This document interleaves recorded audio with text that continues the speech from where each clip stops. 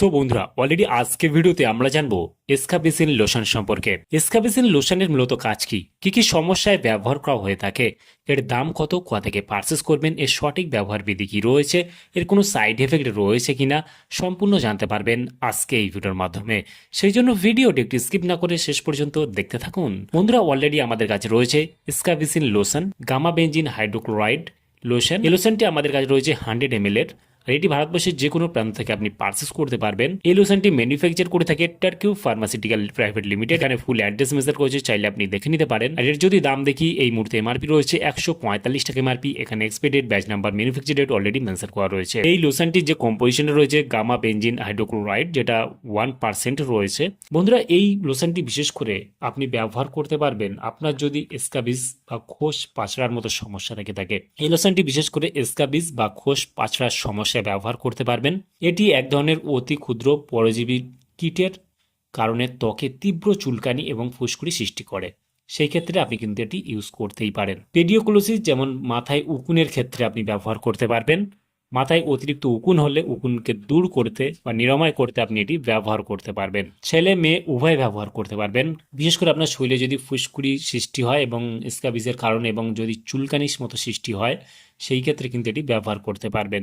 এটি মাথায় ইউজ করার জন্য আলাদা নিয়ম এবং স্ক্যাবিসের জন্য এটা আলাদা নিয়ম। ঠিক আছে, কিভাবে আপনি ইউজ করবেন।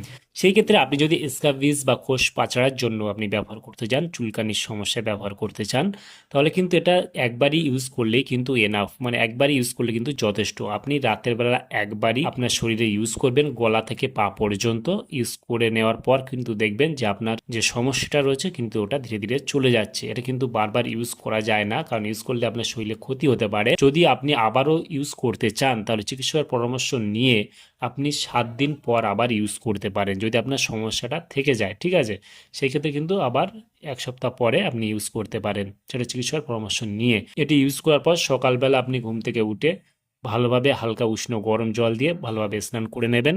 এটি উকুন দূর করার জন্য কিভাবে ইউজ করবেন, আপনি যখন মাথায় ইউজ করবেন আপনার উকুনকে নিরাময় বা দূর করার জন্য, সেই ক্ষেত্রে আপনার মাথায় আগে ভালোভাবে শ্যাম্পু করে নিয়ে চুলটাকে শুকিয়ে নিয়ে তারপর আপনি ইউজ করবেন।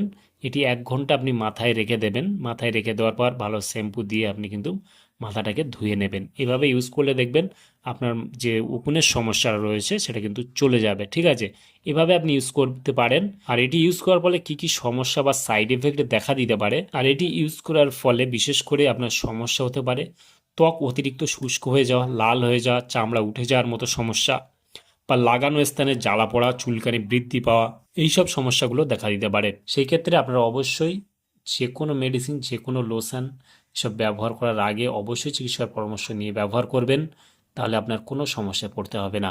তাহলে বন্ধুরা আজকে ছিল ভিডিও এসকাবিসিন লোশন সম্পর্কে ইন ডিটেলসে জানিয়ে দিলাম। কেমন লাগলো ভিডিওটি অবশ্যই লাইক করবেন, আপনার মতামত অবশ্যই কমেন্টে জানাতে পারেন। আর আমাদের চ্যানেলে নতুন বন্ধু থাকলে চ্যানেলটিকে অবশ্যই সাবস্ক্রাইব করে পাশে থাকতে পারেন। ভালো থাকবেন, সুস্থ থাকবেন এবং দেখা হচ্ছে নেক্সট কোনো ভিডিওতে।